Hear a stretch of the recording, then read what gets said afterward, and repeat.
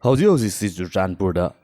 Paiti haina mi khiraki maikedi gi fongdok liba makoina jomi haina khangnariba amasung mar haina khangnariba furup ani gi marakte yamna kanba achouba irang ama lakle security personnel kayama laina khulai phabu puthokna duna akanba mongi oibe attacking stathanari nakalama room the national highway hangdokpagi oiba akanba warning ga loinena akanba instruction ga mut loinena central government home ministry gi maikedi gi pirakhiba order aduda ayat pa pirakhiba Kangpokpi da madubu challenge tawduna violence to hunkiba miyosing asi fawbu faba leite Manipuri aduki mati yamna kuideba irang nakal amana ngambra su ngamdaba nakal amana ngambra su ngamhandaba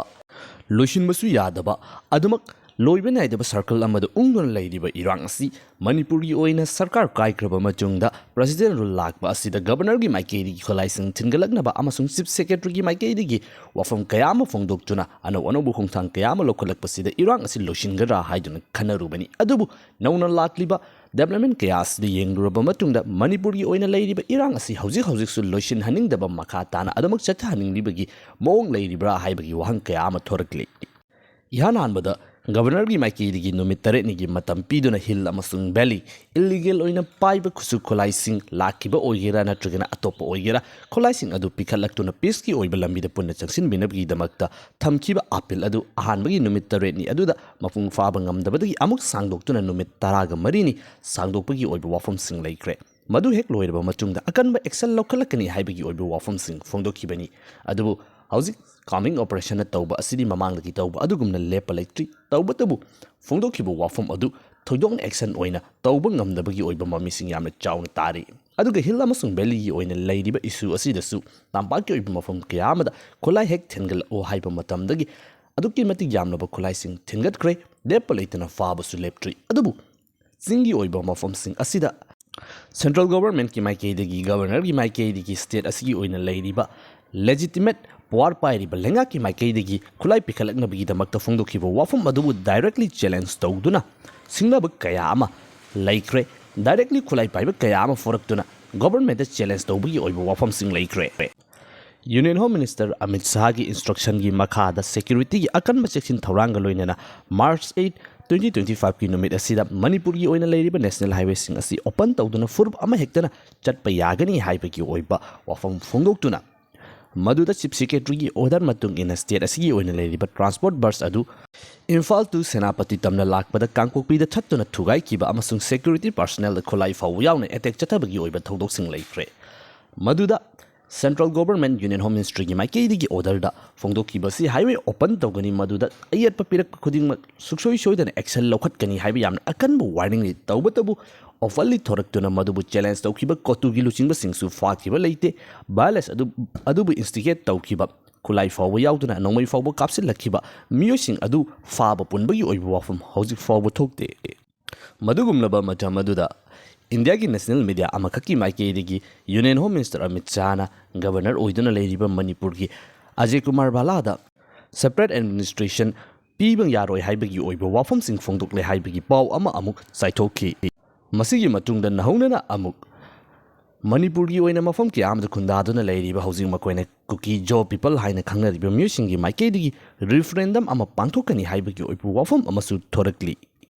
Manipur hairiba state asigi oina karam mafam singda kanglup amakhaki miyosing referendum tawraga makoigi lam fangba yagadra yaroida haibaki oiba wang asi tongana thamkraga hauzik fawbagi oina mamangda state lengakna leiringagi matamda loishinba ngamlamdaba irang asi hauzik president rule laklapa fawba asida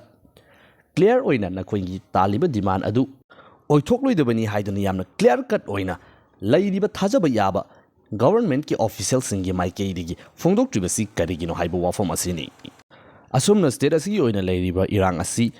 loishinaba honari hainadi adumak fongdok laga peace process ki damakta lokhalakliba khongthang adu state government anattaba president rule manungda central government ki maikedi home ministry ki maikedi lokhalakliba khongthang asida openly challenge tawriba peace process asida ayat papiriba kangbu asida Excel lokhatpagi mahutta makogi unaduna wari shanabagi oiba thawngsing asi adumak chathaduna leiriba asina makoina tawriba thabaksing adubu yai haibagi mong amada insinbagi oina mami ama oina thokle haibasi miwi ki amagi maikedi adumak fongdoknaribani matang asidani ꯍꯧꯖꯤꯛ state ꯑꯁꯤꯒꯤ ꯑꯣꯏꯅ ꯂꯩꯔꯤꯕ ꯏꯔꯥꯡ ꯑꯁꯤ president rule ꯂꯥꯛꯂꯕ ꯃꯇꯨꯡꯗ ꯂꯣꯏꯁꯤꯟꯒꯅꯤ ꯍꯥꯏꯗꯨꯅ ꯐꯣꯡꯗꯣꯛꯅꯔꯝꯕ ꯅꯠꯇ꯭ꯔꯒꯅ ꯃꯤꯑꯣꯏ ꯈꯔꯒꯤ ꯃꯥꯏꯀꯩꯗꯒꯤ ꯊꯥꯖꯅꯔꯝꯕ ꯑꯁꯤ ꯂꯣꯏꯁꯤꯟꯕ ꯄꯥꯝꯗꯕꯗꯒꯤ ꯀꯔꯤꯒꯨꯝꯕ ꯑꯄꯥꯝꯕ ꯈꯔ ꯂꯩꯕꯗꯒꯤ ꯃꯈꯥ ꯇꯥꯅ ꯑꯗꯨꯃꯛ ꯏꯔꯥꯡ ꯊꯣꯛꯅꯕꯒꯤꯗꯃꯛꯇ ꯄꯤꯁ ꯂꯥꯛꯇꯅꯕꯒꯤꯗꯃꯛꯇ ꯍꯣꯠꯅꯔꯤꯕ ꯀꯥꯡꯕꯨꯁꯤꯡ ꯑꯁꯤꯕꯨ ꯐ꯭ꯔꯤꯗ ꯊꯥꯗꯣꯛꯇꯨꯅ ꯆꯠꯊꯍꯜꯂꯕ꯭ꯔꯥ ꯍꯥꯏꯕꯒꯤ ꯑꯣꯏꯕ ꯃꯤꯌꯥꯝꯒꯤ ꯋꯥꯍꯪ ꯑꯁꯤꯅꯤ ꯉꯁꯤꯁꯤ ꯆꯨꯔꯆꯥꯟꯄꯨꯔꯗ ꯌꯥꯝꯅ ꯆꯥꯎꯕ ꯏꯔꯥꯡ ꯑꯃ ꯊꯣꯛꯂꯤ ꯖꯣꯃꯤꯅꯤ ꯍꯥꯏꯔꯤꯕ ꯀꯥꯡꯕꯨ ꯑꯃꯒ ꯃꯥꯔꯅꯦ ꯍꯥꯏꯕ ꯀꯥꯡꯕꯨ ꯑꯃꯒ ꯆꯨꯔꯆꯥꯟꯄꯨꯔꯒꯤ ꯑꯣꯏꯅ ꯂꯩꯔꯤꯕ ꯃꯐꯝ ꯑꯁꯤꯗ ꯊꯣꯛꯂꯤꯕ ꯏꯔꯥꯡ ꯑꯁꯤ ꯉꯔꯥꯡ ꯑꯍꯤꯡ ꯑꯁꯤꯗ ꯃꯥꯔꯅꯦ ꯍꯥꯏꯔꯤꯕ ꯀꯥꯡꯕꯨ ꯑꯁꯤꯒꯤ ꯑꯣꯏꯕ ꯂꯨꯆꯤꯡꯕ ꯑꯃ ꯖꯣꯃꯤꯒꯤ ꯀꯥꯡꯕꯨꯁꯤꯡꯅ ꯂꯥꯛꯇꯨꯅ ꯐꯥꯔꯕ ꯃꯇꯨꯡꯗ ꯇꯝꯊꯤꯅ ꯐꯨꯗꯨꯅ ꯂꯪꯊꯣꯛꯂꯝꯕꯗꯒꯤ ꯁꯤꯕ ꯐꯥꯎꯕ ꯌꯥꯕ ꯐꯤꯕꯝꯗ ꯍꯣꯁꯄꯤꯇꯥꯂꯥꯏꯁ ꯇꯧꯗꯨꯅ ꯂꯩꯈꯤꯕꯗꯒꯤ ꯃꯗꯨꯒꯤ ꯑꯣꯏꯕ ꯔꯤꯇꯥꯂꯤꯌꯦꯁꯟ ꯑꯣꯏꯅ ꯃꯥꯔ ꯀꯥꯡꯕꯨꯅ ꯊꯣꯔꯛꯇꯨꯅ ꯇꯣꯇꯦꯜ ꯁꯠꯗꯥꯎꯟ ꯂꯥꯎꯊꯣꯛꯇꯨꯅ ꯂꯝꯕꯤꯗ ꯆꯠꯄ ꯑꯆꯠ ꯑꯋꯣꯛꯁꯤꯡꯗ ꯗꯤꯁꯇꯔꯕ ꯇꯧꯕ ꯄꯣꯠꯆꯩ ꯊꯨꯒꯥꯏꯕ ꯅꯨꯡ ꯊꯣꯝꯕ ꯃꯈꯣꯏꯒꯤ ꯑꯣꯏꯕ ꯃꯃꯥꯡꯗ ꯇꯧꯈꯤꯕ ꯑꯗꯨꯒꯨꯝꯂꯕ ꯊꯕꯛꯁꯤꯡ ꯑꯗꯨ ꯑꯃꯨꯛ ꯇꯧꯔꯛꯄꯅꯤ ꯃꯁꯤꯒꯤ ꯃꯇꯨꯡꯗ ꯅꯥꯀꯜ ꯑꯅꯤꯃꯛ ꯐꯣꯡꯅ ꯊꯣꯔꯛꯇꯨꯅ ꯀꯟꯐ꯭ꯔꯟꯇꯦꯁꯟ ꯂꯥꯛꯈꯤꯕꯅꯤ ꯏꯔꯥꯡ ꯑꯁꯤ ꯍꯦꯛ ꯊꯣꯛꯈꯤꯕꯒ ꯄ꯭ꯔꯁꯤꯗꯦꯟ ꯔꯨꯜ ꯃꯅꯨꯡ ꯑꯁꯤꯗ ꯆꯨꯔꯆꯥꯟꯄꯨꯔ ꯗꯤꯁꯇ꯭ꯔꯤꯛꯀꯤ ꯑꯣꯏꯅ ꯂꯩꯔꯤꯕ ꯑꯣꯊꯣꯔꯤꯇꯤꯁꯤꯡꯒꯤ ꯃꯥꯏꯀꯩꯗꯒꯤ ꯀꯥꯔꯐ꯭ꯌꯨ ꯊꯝꯖꯤꯟꯈ꯭ꯔꯦ ꯑꯗꯨꯛꯀꯤ ꯃꯇꯤꯛ ꯌꯥꯝꯂꯕ ꯁꯦꯀ꯭ꯌꯨꯔꯤꯇꯤ ꯄꯔꯁꯣꯅꯦꯜꯁꯤꯡ ꯊꯥꯖꯤꯟꯈ꯭ꯔꯦ ꯃꯗꯨꯕꯨ ꯊꯤꯡꯅꯕꯒꯤꯗꯃꯛꯇ ꯌꯥꯝꯅ ꯀꯟꯅ ꯍꯣꯠꯅꯔꯤ ꯑꯗꯨꯕꯨ ꯃꯈꯣꯏ ꯂꯩꯅ ꯍꯧꯖꯤꯛ ꯑꯁꯤ ꯑꯣꯄꯟꯂꯤ ꯑꯥꯔꯝꯁꯤꯡ ꯄꯨꯊꯣꯛꯇꯨꯅ ꯈꯨꯠꯂꯥꯏꯁꯤꯡ ꯄꯨꯊꯣꯛꯇꯨꯅ ꯁꯤꯖꯤꯟꯅꯕꯒꯤ ꯑꯣꯏꯕ ꯚꯤꯗꯤꯑꯣ ꯐꯨꯇꯦꯖ ꯀꯌꯥ ꯑꯃ ꯍꯧꯖꯤꯛ ꯁꯣꯁꯤꯌꯦꯜ ꯃꯦꯗꯤꯌꯥꯗ ꯁꯔꯀꯨꯂꯦꯠ ꯇꯧꯔꯛꯂꯤ ꯃꯇꯥꯡ ꯑꯁꯤꯗ ꯍꯪꯅꯤꯡꯂꯤꯕ ꯋꯥꯍꯪ ꯑꯁꯤ ꯉꯁꯤ ꯄꯨꯊꯣꯔꯛꯇꯨꯅ ꯁꯤꯖꯤꯟꯅꯔꯛꯂꯤꯕ ꯈꯨꯠꯂꯥꯏꯁꯤꯡ ꯑꯁꯤ ꯄ꯭ꯔꯁꯤꯗꯦꯟ ꯔꯨꯜ ꯃꯅꯨꯡꯗ ꯒꯕꯔꯅꯔꯒꯤ ꯑꯀꯟꯕ ꯋꯥꯐꯝ ꯍꯣꯝ ꯃꯤꯅꯤꯁꯇ꯭ꯔꯤꯒꯤ ꯑꯀꯟꯕ ꯋꯥꯐꯝ ꯃꯅꯨꯡꯗ ꯈꯨꯠꯂꯥꯏ ꯊꯤꯟꯒꯠꯂꯛꯎ ꯍꯥꯏꯕꯗ ꯌꯥꯈꯤꯗꯕ ꯈꯨꯠꯂꯥꯏꯁꯤꯡ ꯑꯗꯨꯅꯤ ꯅꯧꯍꯧꯅꯅ ꯊꯣꯔꯛꯂꯤꯕ ꯑꯁꯤ ꯉꯁꯤ ꯆꯨꯔꯆꯥꯟꯄꯨꯔꯒꯤ ꯑꯣꯏꯅ ꯃꯈꯣꯏ ꯃꯁꯦꯜꯒꯤ ꯑꯣꯏꯕ ꯐꯨꯔꯨꯞ ꯑꯅꯤꯒꯤ ꯑꯣꯏꯕ ꯏꯔꯥꯡꯗ ꯁꯤꯖꯤꯟꯅꯔꯤꯕ ꯑꯁꯤ ꯂꯥꯛꯀꯗꯧꯔꯤꯕ ꯃꯇꯝꯗ ꯍꯥꯏꯋꯦ ꯑꯣꯄꯟ ꯇꯧꯔꯦ ꯍꯥꯏꯔꯤꯕ ꯂꯝꯕꯤ ꯑꯁꯤꯗ ꯆꯠꯂꯨꯕ ꯃꯇꯝꯗ ꯑꯇꯣꯞꯄ ꯃꯤꯆꯝꯁꯤꯡꯗꯁꯨ ꯁꯤꯖꯤꯟꯅꯔꯛꯀꯅꯤ ꯅꯠꯇ꯭ꯔꯒꯅ ꯂꯥꯛꯀꯗꯧꯔꯤꯕ ꯃꯇꯝ ꯑꯁꯤꯗ ꯅꯍꯧꯅꯅ ꯍꯥꯟꯅ ꯊꯣꯛꯈꯤꯕ ꯑꯗꯨꯒꯨꯝꯅ ꯏꯔꯥꯡ ꯑꯁꯤ ꯑꯃꯨꯛ ꯊꯣꯔꯛꯅꯕꯒꯤ ꯌꯥꯝꯅ ꯆꯥꯎꯕ ꯃꯔꯝ ꯑꯃ ꯑꯣꯏꯔꯤꯕꯅꯤ ꯃꯁꯤꯒꯨꯝꯂꯕ ꯀꯌꯥꯁꯤꯡ ꯑꯁꯤ ꯂꯩꯅ ꯏꯔꯥꯡ ꯂꯣꯏꯁꯤꯟꯒꯅꯤ ꯍꯥꯏꯔꯒ ꯈꯨꯠꯂꯥꯏ ꯄꯤꯈꯠꯂꯨ ꯍꯥꯏꯅ ꯁꯦꯟꯇ꯭ꯔꯦꯜ ꯒꯣꯕꯔꯟꯃꯦꯟꯠꯀꯤ ꯃꯥꯏꯀꯩꯗꯒꯤ ꯊꯝꯈꯤꯕ ꯑꯣꯔꯗꯔ ꯑꯗꯨꯕꯨ ꯗꯥꯏꯔꯦꯛꯂꯤ ꯔꯤꯖꯦꯛ ꯇꯧꯗꯨꯅ ꯃꯗꯨꯕꯨ ꯆꯦꯂꯦꯟꯖ ꯇꯧꯗꯨꯅ ꯂꯩꯔꯤꯕ ꯀꯥꯡꯕꯨꯁꯤꯡ ꯑꯁꯤ ꯏꯜꯂꯤꯒꯦꯜꯂꯤ ꯍꯣꯜ ꯇꯧꯗꯨꯅ ꯂꯩꯔꯤꯕ ꯈꯨꯠꯂꯥꯏꯁꯤꯡ ꯑꯁꯤ ꯀꯔꯤꯒꯤꯗꯃꯛꯇ ꯉꯁꯤ ꯐꯥꯎꯕ ꯗꯤꯁꯑꯥꯔꯝ ꯇꯧꯗꯅ ꯃꯗꯨꯕꯨ ꯐꯒꯠꯇꯅ ꯑꯗꯨꯃꯛ ꯐ꯭ꯔꯤ ꯍꯦꯟꯗ ꯊꯥꯔꯤꯕ ꯑꯁꯤ ꯀꯔꯤꯒꯤꯅꯣ ꯍꯥꯏꯕꯁꯤꯅꯤ ꯃꯅꯤꯄꯨꯔꯗ ꯄꯤꯁ ꯄꯣꯔꯛꯅꯕꯒꯤꯗꯃꯛꯇꯅꯤ ꯍꯥꯏꯗꯨꯅ ꯃꯐꯝ ꯀꯌꯥ ꯑꯃꯗ ꯃꯤꯇꯤꯡꯁꯤꯡ ꯄꯥꯡꯊꯣꯛꯂꯤ ꯋꯥꯐꯝ ꯀꯌꯥ ꯑꯃ ꯊꯝꯂꯤ ꯁꯦꯀ꯭ꯌꯨꯔꯤꯇꯤ ꯄꯔꯁꯣꯅꯦꯜ ꯀꯌꯥ ꯑꯃ ꯍꯦꯟꯅ ꯗꯤꯄ꯭ꯂꯣꯏ ꯇꯧꯔꯤ ꯑꯗꯨꯕꯨ ꯉꯁꯤ ꯐꯥꯎꯕꯗ ꯄꯤꯁ ꯄ꯭ꯔꯣꯁꯦꯁꯅꯤ ꯍꯥꯏꯗꯨꯅ ꯆꯪꯁꯤꯜꯂꯛꯂꯤꯕ ꯂꯧꯈꯠꯂꯛꯂꯤꯕ ꯈꯣꯡꯊꯥꯡ ꯑꯁꯤ ꯃꯃꯤꯡꯇꯒꯤ ꯑꯣꯏꯕ ꯃꯅꯨꯡꯗ ꯃꯄꯨꯡ ꯐꯥꯅ ꯏꯝꯄ꯭ꯂꯤꯃꯦꯟꯠ ꯇꯧꯗꯕꯒꯤ ꯑꯣꯏꯕ ꯋꯥꯐꯝꯁꯤꯡ ꯑꯗꯨꯃꯛ ꯎꯕ ꯐꯪꯂꯤ ꯁ꯭ꯇꯦꯠ ꯕꯁ ꯅꯍꯥꯟ ꯏꯔꯥꯡ ꯊꯣꯛꯈ꯭ꯔꯦ ꯑꯗꯨꯕꯨ ꯊꯣꯛꯈ꯭ꯔꯕ ꯃꯇꯨꯡ ꯑꯁꯤꯗ ꯅꯍꯧꯅꯅ ꯑꯃꯨꯛꯀ ꯍꯟꯅ ꯇ꯭ꯔꯥꯏ ꯇꯧꯗ꯭ꯔꯤꯕ ꯀꯔꯤꯒꯤꯅꯣ ꯃꯃꯥꯡꯗ ꯊꯣꯛꯈꯤꯕ ꯏꯔꯥꯡꯁꯤꯡ ꯑꯗꯨꯗ ꯆꯦꯟꯅꯕ ꯃꯤꯑꯣꯏꯁꯤꯡ ꯑꯗꯨ ꯀꯔꯤꯒꯤꯗꯃꯛꯇ ꯐꯥꯒꯠꯇ꯭ꯔꯤꯕꯅꯣ ꯁꯦꯟꯇ꯭ꯔꯦꯜ ꯒꯣꯕꯔꯟꯃꯦꯟꯠꯇ ꯆꯦꯂꯦꯟꯖ ꯇꯧꯔꯤꯕ ꯀꯥꯡꯕꯨꯁꯤꯡ ꯑꯁꯤꯒꯤ ꯃꯊꯛꯇ ꯑꯦꯛꯁꯟ ꯂꯧꯈꯠꯇ꯭ꯔꯤꯕꯁꯤ ꯀꯔꯤꯒꯤꯅꯣ ꯍꯥꯏꯕ ꯋꯥꯐꯝ ꯑꯁꯤꯅꯤ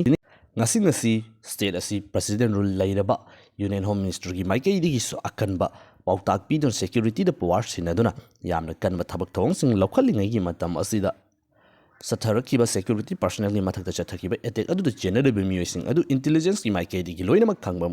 ꯈꯪꯕ ꯉꯥꯛꯇꯅꯤ ꯁꯣꯁꯤꯌꯦꯜ ꯃꯦꯗꯤꯌꯥꯗ ꯃꯁꯥꯅ ꯃꯁꯥꯕꯨ ꯃꯁꯛ ꯎꯠꯇꯨꯅ ꯐꯣꯡꯅ ꯆꯦꯂꯦꯟꯖ ꯇꯧꯔꯛꯄꯁꯨ ꯌꯥꯎꯔꯤ ꯃꯈꯣꯏꯁꯤꯡ ꯑꯗꯨꯒꯤ ꯃꯊꯛꯇ ꯑꯦꯛꯁꯟ ꯂꯧꯈꯠꯇꯕ ꯍꯥꯏꯕꯁꯤ ꯏꯔꯥꯡ ꯑꯁꯤ ꯂꯣꯏꯁꯤꯟꯕꯒꯤ ꯑꯣꯏꯅ ꯆꯪꯁꯤꯜꯂꯛꯂꯤꯕ ꯈꯣꯡꯊꯥꯡ ꯑꯁꯤꯗ ꯊꯣꯏꯗꯣꯛꯅ ꯍꯦꯟꯅ ꯄꯥꯝꯕꯒꯤ ꯃꯃꯤ ꯑꯗꯨ ꯂꯩꯇꯦ ꯍꯥꯏꯕꯅꯤ